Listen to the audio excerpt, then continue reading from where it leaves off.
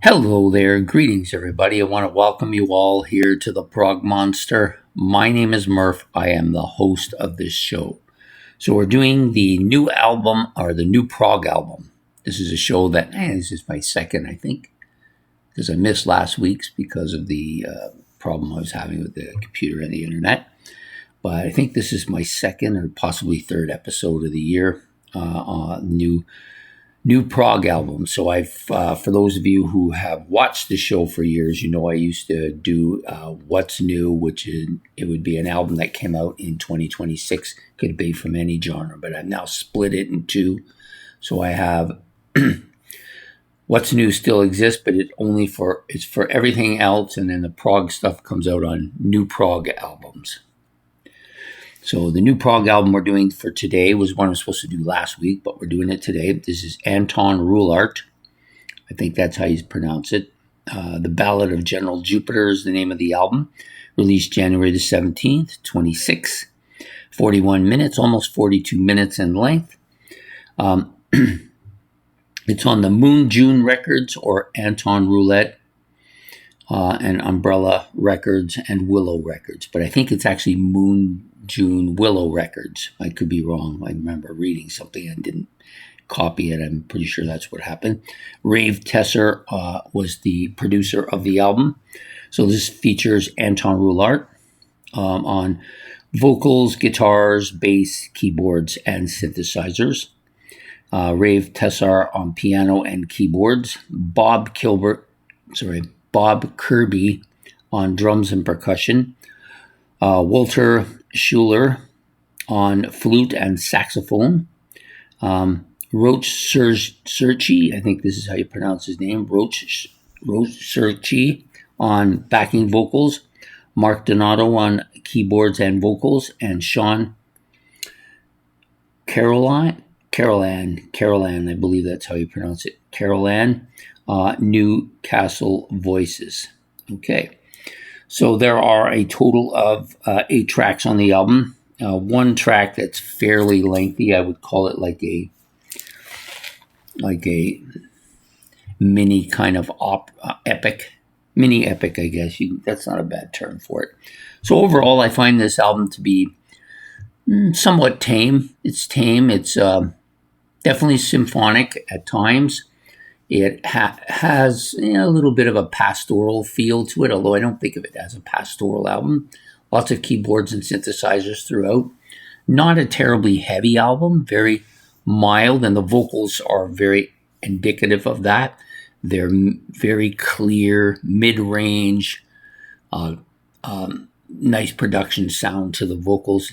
Not too high, not too low, right in the middle. A couple of the songs are a little on the high side, but not generally speaking, not really that much. Lots of multi keyboards, but also multi instruments on this album. Flute, sax, you're getting little bits and pieces of this throughout the album. Same with the keyboards. It sounds like he uses 2 or 3 different types of keyboards throughout. Piano on here as well. And some nice vocal parts, but basically kind of broken. They're not like continuous. You don't get and this is common with a lot of progressive stuff where they are telling a story, but there's not really a chorus. And there's no chorus on almost all the songs here either. Okay, so the first song out is called Amsterdam. It's about 3.5 minutes in length. Nice voice part here. A narrative, if you want, and a synthesizer during that opening narrative as well. A little bit of orchestratal sounds here as well. A nice acoustic mix. A nice acoustic guitar mixed in with some nice keyboard sounds. Again, the vocals are medium range, but very clear and very forward on this. And then a nice little small but slow, maybe a little forward melodic solo, guitar solo here. One of the better songs, at least on the front half anyways. The Ballad of General Jupiter, melodic, heavy, detailed guitar opening. to begin. You got a nice voice part here. Again, telling a story. He's painting the narrative of global warming. That's what I get. Some odd keyboard parts with piano. A bit of a low-end sound overall, I think. The vocals, again, clear, medium-range sounds. Kind of a bit of a whiny guitar part and catchy rhythm section on here as well. The next song is The City of Seven Doves. Nice low-end keyboard part with a flute and percussion sounds towards the beginning. So there's a little bit of a busyness going on there. I think it's a very detailed progressive sound for sure, with a lot of multi-instruments on this particular track, maybe more than any other track on the album. I found the vocals on this particular track a little on the low end, which is different than the rest of the tracks. And some low-end multi-percussion sounds, piano, and some keyboard parts towards the end of the song. Now, next up is a Touch Your Desire. This one, some more keyboard parts here, a little bit more fast-paced. The vocals are a little bit clear, and in that mid-range sound again. Some nice piano here as well. A little bit more electronic and symphonic in the track, throughout the track, driving it a little bit more. This was probably the weakest track on the album, though.